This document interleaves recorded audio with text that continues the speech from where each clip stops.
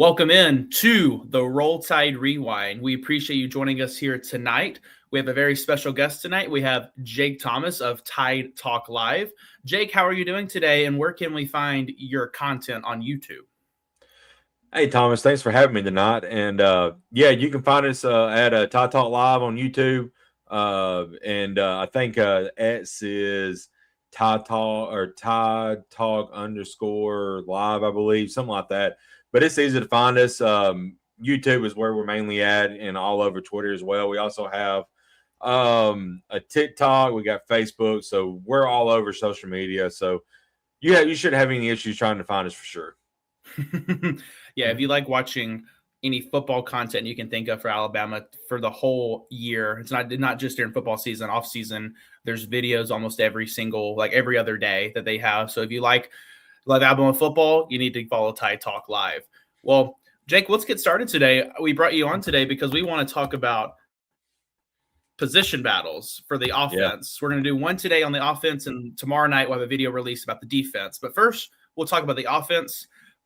Before we start with the position battles, how would you assess Alabama's offense last year, and what's the big key of emphasis that Alabama needs to work on for going into this year? And then we'll go into the position battles. Well, I think it's obviously getting better on the offensive line, and I think this coaching staff has made a commitment to do that and improve that this offseason with reshaping the entire offensive line and bringing in a new coach. You have one guy who's returning starter, and other than that, there's 4 position battles going on the offensive line.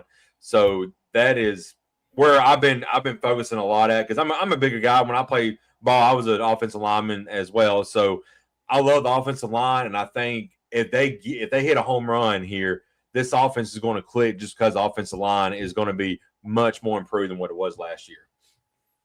Yeah, I definitely would agree. Running the football and offensive line kind of going hand in hand. But the good news is Alabama got a new offensive line coach, and they got a new tight end coach, and he was the offensive line coach at Louisville. We brought him over to be a tight end coach. So emphasis on the blocking, and that's what I love to see. Right. We'll go into the first position battle. That's then going to be the talk of the spring. It's going to be the talk of offseason. It's going to be the quarterback battle between Austin Mack and Keelan Russell. So Austin Mack is a 4th-year guy, been in Kalen DeBoer's system all 4 years, 1 year at Washington, and then 1 year or 2 years at Alabama. This is entering his 4th. He's still young. He's about to turn 20. He's been in college for 4 years, and he's still about to turn 20. He graduated a year early, kind of like what Ryan Williams did, what Xavier Crowell did. Austin Mack did the same thing, coming from California, really good area for high school football. And then you have Keelan Russell, #1 quarterback in last year's class. He's entering his sophomore year. He's going to turn 19 during the summer. He has all the tools to be a successful quarterback. When you look at this quarterback battle, Jake, what is going to be the most important thing for these quarterbacks to do? And then for every position battle, we're going to give you our early lean of who we think will be the starter come September, just for fun. But what is your early feel on the quarterback competition, and do you think Alabama's looking for in a guy? Well, #1, if I'm Kalen DeBoer, I've got to hit a home run here, because you're going into your 3rd year. You've already heard a lot of rumblings, not from us particularly, but from some of those fans who are saying you've got to hit a home run in year 3 or you're going to be out as a head coach of Alabama. Because, even though we made the playoff last year, it's still kind of a disappointing year, it seems like, to some people. I really wasn't disappointed in it, but how it ended, yes, I was. So you gotta have your general, and that starts at quarterback. So he's got to hit a home run here. So for me, you want somebody who's going to come in and take the reins in this job, and it's going to be a tough battle. But I think Austin Mack is the experienced guy. I think he has an edge because of the experience. I'm not talking about experience on the field. He does have more than that than Keelan Russell does. But just being in the program for 4 years, he knows the type of, offense that Kalen DeBoer likes to run. And this guy just fits that mold. And, I think early on, I'm going to lean Austin Mack winning the job. But that kid is going to be breathing down his neck the entire camp, because Keelan Russell has something that you can't teach. And you talked about it, Thomas. It's just that it factor, and that kid has it. Yeah, I definitely agree. Austin Mack has the experience, and Keelan Russell, I feel like, has more potential. So it's kind of like weighing your options. You Right. have two pretty decent options here. Like Alabama didn't go for a quarterback in the portal for reasons because they have the guys they want. Yeah. But if I had to do an early lean here, I think I'd honestly lean Keelan Russell. I just think he's the better of the two, but Right. I'm not at practice. They know more than I do. We're going to probably have an actual spring game this year, so that's also a good thing to see how they're doing early in the battle. So I'll lean Keelan, but like I said, it can go either way. We'll go into what I think is my favorite position battle, the running back. We have Daniel Hill. He's back after being probably our best running back last year, which was not saying crazy much. He only had 3.8 yards per carry, but I think that also ties into the fact he was used a lot in short yardage situations, but also we weren't breaking any long runs. We just were not. Kevin Riley is back, very quick and elusive running back that started the Louisiana Monroe game, also started the Wisconsin game, didn't start after that. He played a good bit the next few games, but then he was kind of replaced by Daniel Hill, and he didn't play as much the rest of the year. He also got injured. A.K. Deere had a freshman highlight run against Louisiana Monroe, and then Alabama played him more near the end of the year, but he didn't really break out. Offensive line issues, like we said.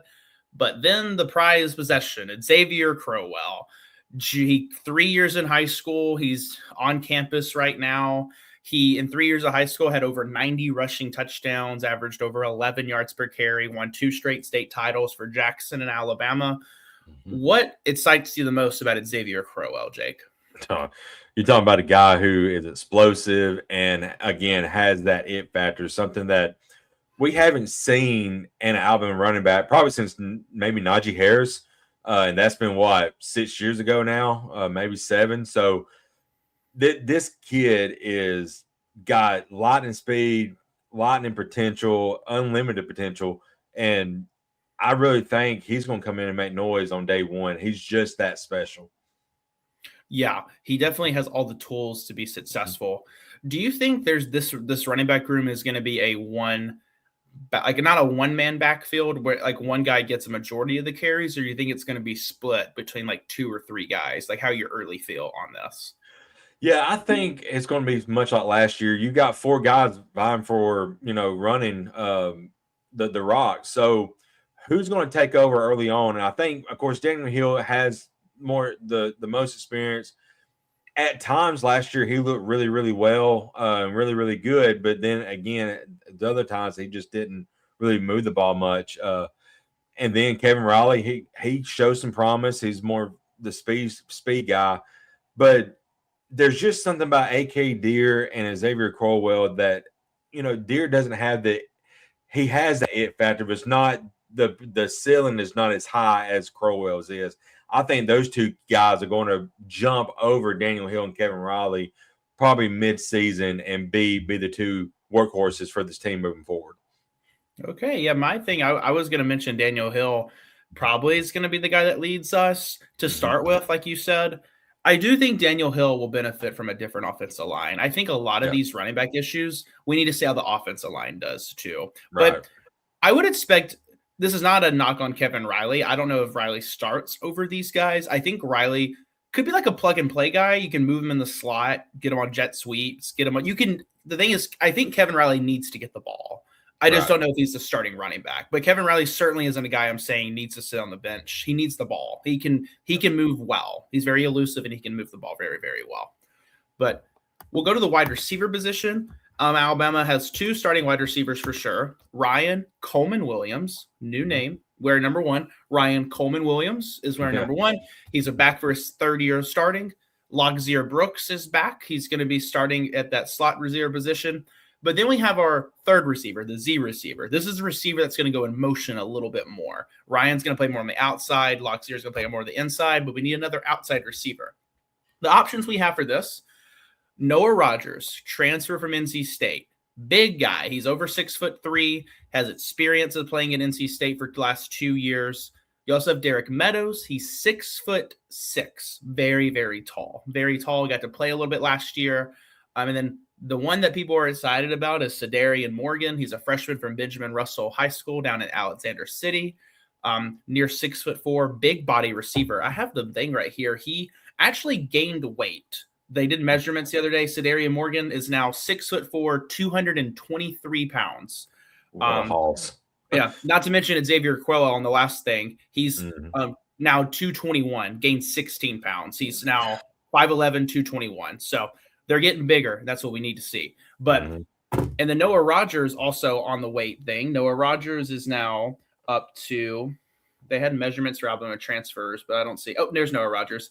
He's 6'2", 201. So it's a little bit, he came in at 205, but he doesn't need to be a huge guy at this position. So losing 4 pounds isn't the biggest deal. But these are great options here. Rico Scott as well, very much a speedster. He will compete for the slot receiver position. He started at it last year against Florida State, even caught a touchdown against Florida State, but got overtaken by Loxier Brooks. It's hard when you have really good receivers like this. But who is your early leader in the clubhouse for this position? I would lean Noah Rogers. I'll talk about it after you go, but where would you lean? Yeah, I'm with you there, Thomas. I think Noah Rogers, just for the experience factor that he has coming in, I think he's going to start at that third wide receiver. But I may mention the night on our show Tide Talk. I see maybe mid-season Sedarian Morgan getting, again, that's another kid who's got maxed out potential and unlimited skyrocket potential. But Rico Scott is also, there's a reason he come back, and I think that the coaching staff has something up their sleeve with this kid. So I'm anxious to see what they do with him. But my guy, I think you're going to see a lot of, especially in the red zone, just because you mentioned his height. Derek Meadows, 6'6". You just throw the ball up and let him go after it back in the end zone. And you kind of saw what he could do against Missouri before he got hurt. So right now, I think Rogers is going to be the 3, but I can see all 3 of these other guys playing a good bit as well. Yeah, Noah Rogers, I was going to kind of piggyback off of what you said. He was utilized a lot in the short, quick passing game, and that's the perfect thing for this position. Motion this receiver out, get him out in space, and let them do the work. Ryan Williams should be your go-to downfield threat. Loxier Brooks is also the same way. Let Noah Rogers be the guy that you throw on a 3rd and 16. You throw a 5-yard swing pass that he turns into a 20-yard gain. Let him be that type of guy. Derek Meadows, like you mentioned, 6'6". He played very early last year. I thought he was a guy that would not see the field much, but he was playing against Florida State. He was playing against all these teams. Just got to get him the ball. Use that height to your advantage. And they threw a good pass to him against Missouri until he basically got his head ripped off on that targeting ball. And then Sedarian Morgan, I did a video on Sedarian Morgan a few weeks back. Same thing with Noah Rogers, but with Sedarian Morgan, he is so good at contested catches. It is insane how good he was in high school at contested catches, because usually in high school, you're just catching 5-yard passes running, you're running 25 miles an hour, or not 25, but 22 miles an hour past all these DBs that just aren't going to catch you. Or you're running so fast on your route that you're 5 yards ahead of them. He's catching these highly contested balls in the end zone on the film. So he stands out a lot. I think, and Sedarian Morgan's also a guy that Ryan Grubb and Kalen DeBoer mentioned. They were like, he's going to play. They had that. They asked the other day, they said Xavier Crowell was a guy and Sedarian Morgan was also another guy. So definitely watch out for those 2 guys. Next position is an interesting one. The blocking tight end position, our second tight end. So last year, our tight ends were, at the beginning, it was supposed to be Josh Cuevas and Danny Lewis. Danny Lewis was injured a lot. Cuevas was our receiving tight end. Lewis was supposed to be our blocking tight end, but because of Lewis being hurt, we had to put in Caleb Edwards, a big 6'6" frame. He impressed. I thought Caleb Edwards looked good as a freshman compared to where Josh Cuevas was. Well, now with Cuevas gone, Caleb Edwards kind of falls into that position for Cuevas' spot, because that's what Edwards is meant to do, is catch the ball and go. Whereas now we need a guy that's going to be a good anchor blocking. Danny Lewis is going to be a redshirt senior. He's a great player, just was injured.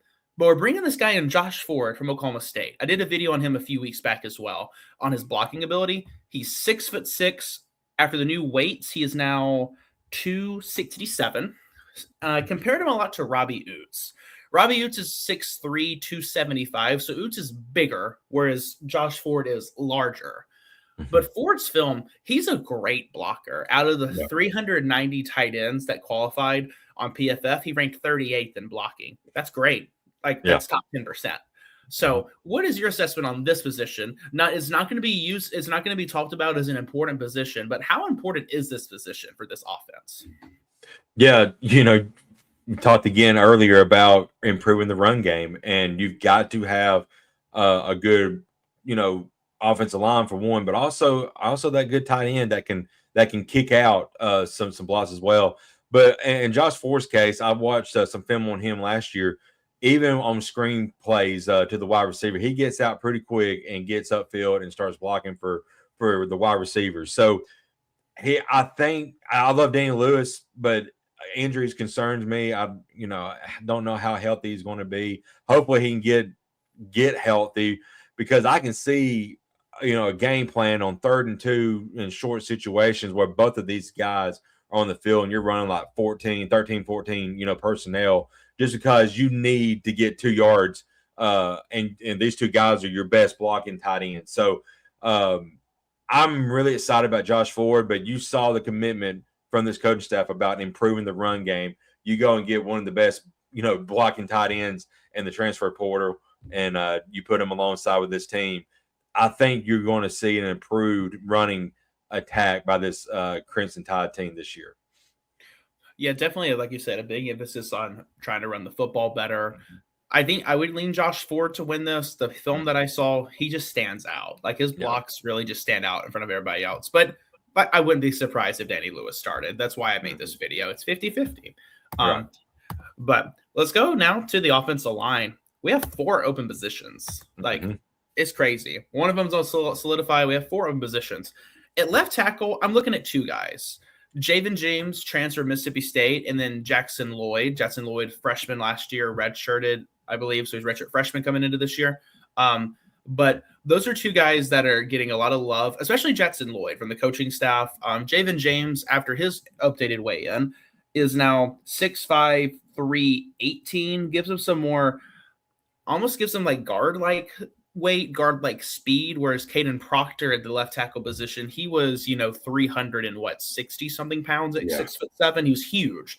So you have like a guard-like weight, but that's also guard-like quickness. And that's good to see at a left tackle sometimes. But what is your early feel on this position? This one I feel like is truly a toss-up. I feel like you can move Javen James inside and let Jackson Lloyd take that position. But also I feel the same way. I didn't include him in this graphic about Ty Haywood. We'll go over him in the guard section. But Ty Haywood also has the ability to play tackle. But because of getting Javen James from Mississippi State, that gives us more fluidity to throw Ty Haywood to the inside. So what is your early feel on this position?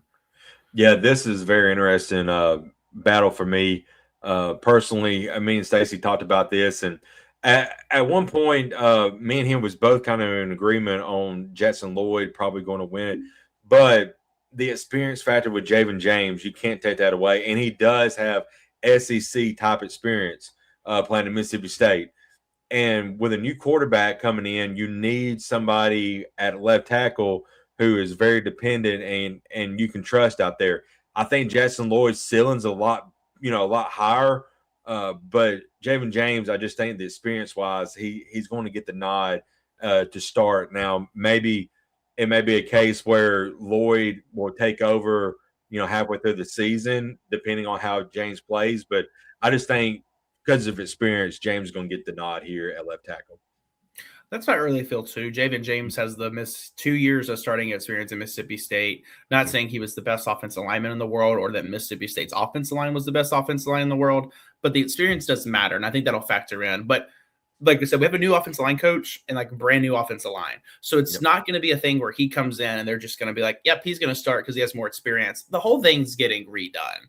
We're starting from ground zero. So that's the thing I'm happy about is whoever starts the offensive line, I'm going to trust that those are the best 5 that we have. Right.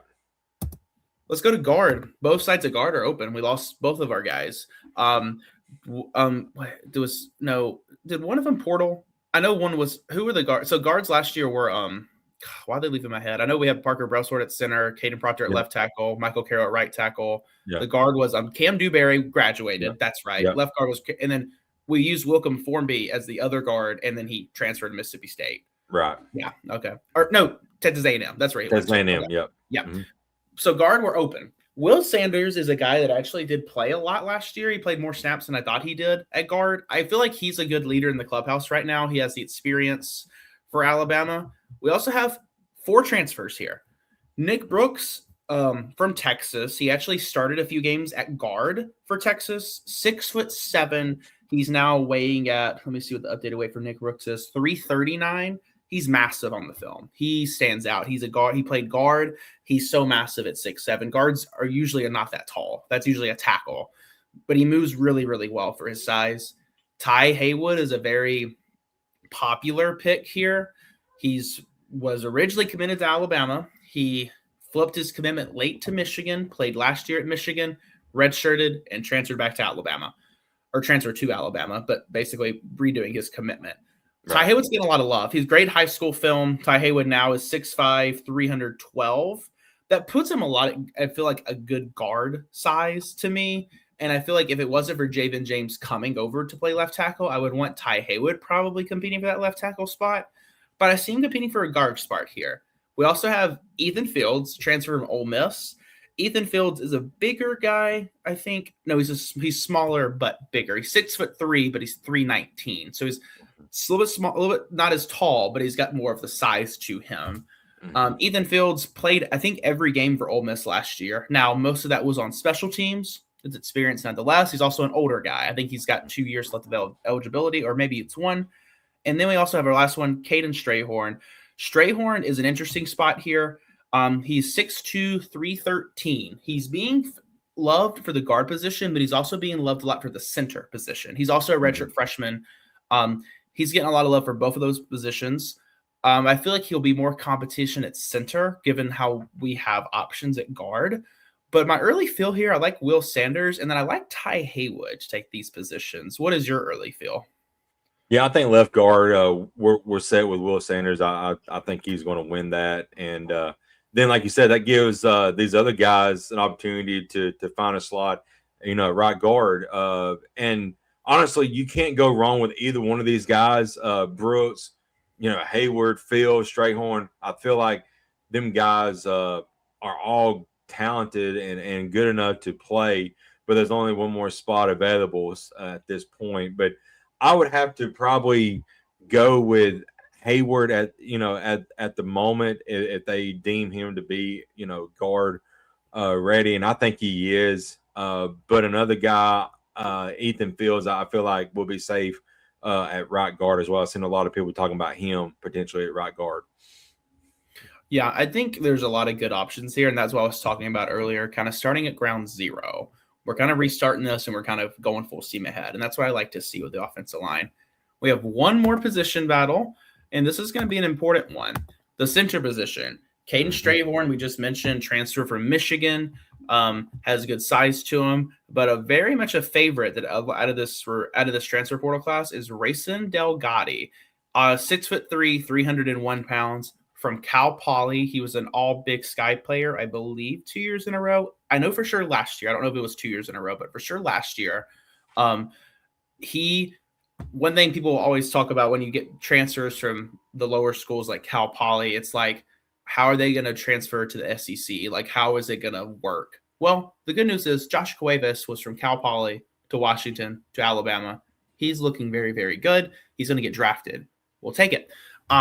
Yeah, I love Rayson Delgatti's film. He's very angry. He plays angry and I think that's a great thing to see out of a center.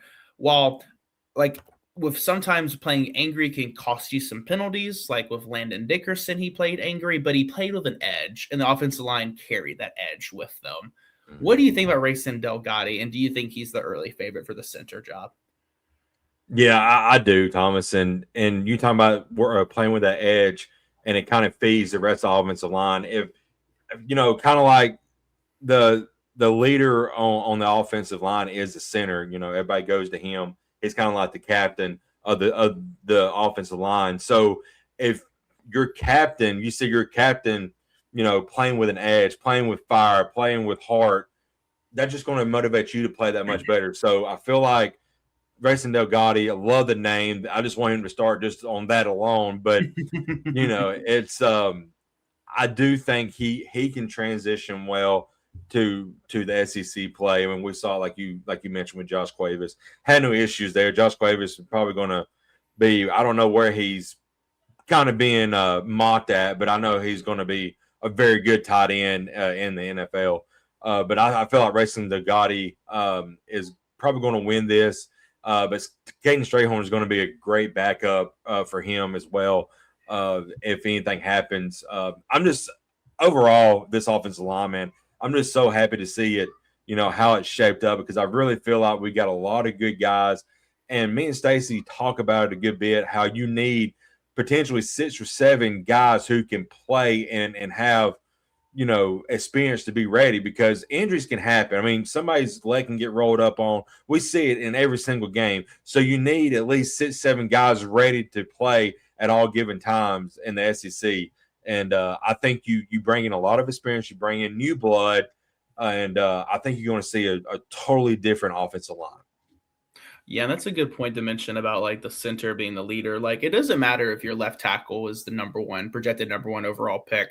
The center is the guy that they lean on. The center is the guy that makes, depending on how the offensive line is run, sometimes the center makes the calls. The center walks up, looks at the defense, and he makes the calls. When I played in high school in offensive line, we all made not necessarily separate calls, but we all would look and we all made decisions together. But the year before, we did it where the center made all of our calls for us. So it can be it's a hard job to be the center. It really, really is. There's one person that touches the ball every single play. It is the center. Yeah. Sometimes the quarterback doesn't touch it because of the wildcat formation, but who snaps it? The center does. It's a very important position. We've seen how it can affect the game.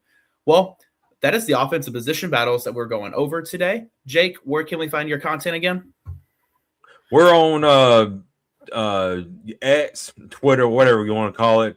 TideTalk_live, and I'm on there at Jake Thomas TTS. We're on Thomas. You can tell them about our Discord. We got a Discord that's really, really fun. You guys check it out. It's free to join, and we have a great chat there daily. I mean, we got so many topics going on right now. It's going to be funny, but enjoyed it, and I'll be glad to come back anytime. I appreciate it. Well, we'll be back tomorrow night as we talk about the defensive film. But until then, I hope everyone has a great rest of your day. And Jake, say it after me. Roll Tide. Roll Tide.